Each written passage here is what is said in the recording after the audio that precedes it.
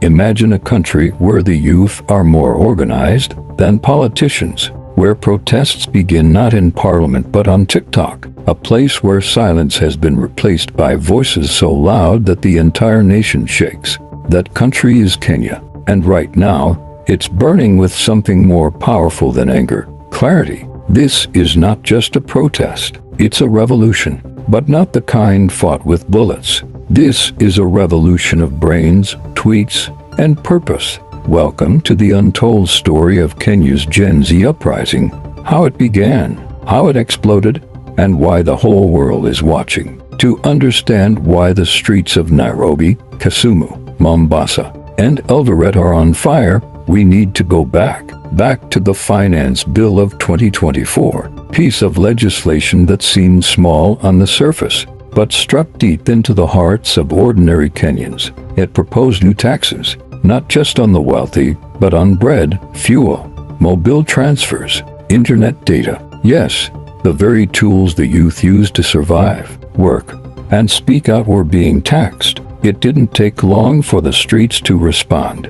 But this time, something changed. The people leading the charge weren't politicians. They weren't celebrities. They were young people, students, freelancers, creators, coders. Many of them had no memory of the days when protest meant death. But they had one thing no previous generation had: digital power. This was not your traditional protest. There were no tribal lines, no party colors, just hashtags, faces of victims, screenshotted sections of the bill, TikTok videos explaining injustice. They called it Occupy Parliament. And on June 18, 2024, Kenya saw what happens when the educated and unemployed stop complaining and start mobilizing. At the heart of it all was pain, not just over taxes, but over being ignored. The youth had watched politicians fly to conferences, while public hospitals lacked gloves. They had seen leaders buy new cars while students dropped out over school fees.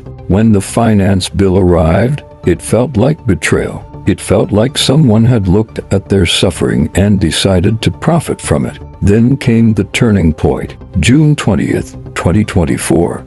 Tens of thousands flooded the streets. Nairobi was gridlocked. Police met the protesters with tear gas, water cannons, in some places bullets. But the youth didn't back down. In fact, the violence only fueled their resolve. They live-streamed everything, every scream, every arrest, every injustice. They made it impossible to look away. And they won. For the first time in years, the Kenyan parliament was forced to step back. Sections of the finance bill were amended. Some taxes were dropped. It was a victory, not just legislative, but symbolic. The government had been forced to listen to the voices it often dismissed. But that was only the beginning. What followed was even more powerful. The protests evolved. They became smarter, strategically spread across cities. Protesters began carrying roses, kneeling, singing the national anthem in front of riot police.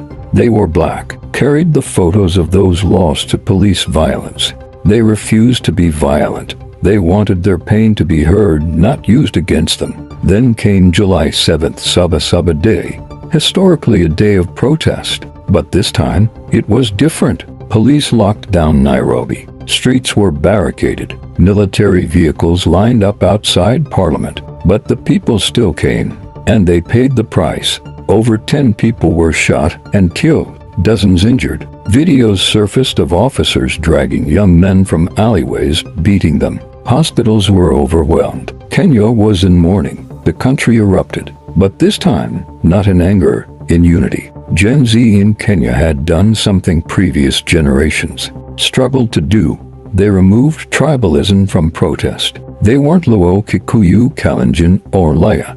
They were simply citizens. Tired, smart, connected. President William Ruto responded. He withdrew the finance bill, but it was too late. The fire had already spread. What started as a protest against attacks became a movement against corruption, against arrogance, against broken promises. Ruto, once seen as the digital president, now faced a digital resistance he couldn't control, and the world began to notice.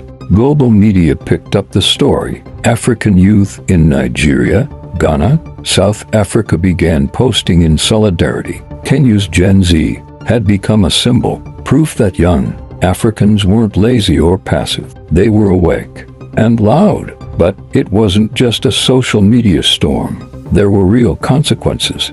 Businesses closed during protest days. The tourism industry began to wobble. International investors started pulling back. And yet, the government's response remained heavy-handed. Arrests continued. Journalists were harassed. Protesters went missing. And as of today, over 31 lives have been lost. Despite the pain, something remarkable is happening. Youth are still showing up. They've started community care groups, legal aid forums, trauma counseling spaces. They're fundraising for injured protesters, feeding families whose breadwinners were lost. This is no longer just protest, it's reconstruction. But the fight is far from over. Inflation continues to rise.